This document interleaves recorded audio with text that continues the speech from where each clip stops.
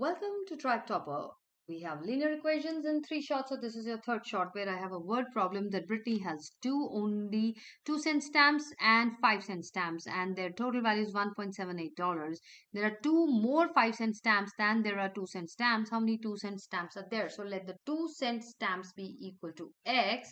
Then the number of 5-cent stamps would be equal to X plus 2 because there are two more stamps of 5 cents.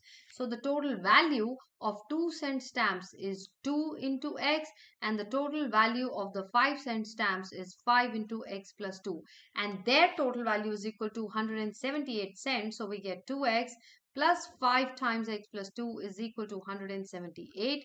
Solving this, we get 2X plus 5X plus 10 is equal to 178, which gives me 7X is equal to 178 minus 10, 168. Therefore, X is equal to 24.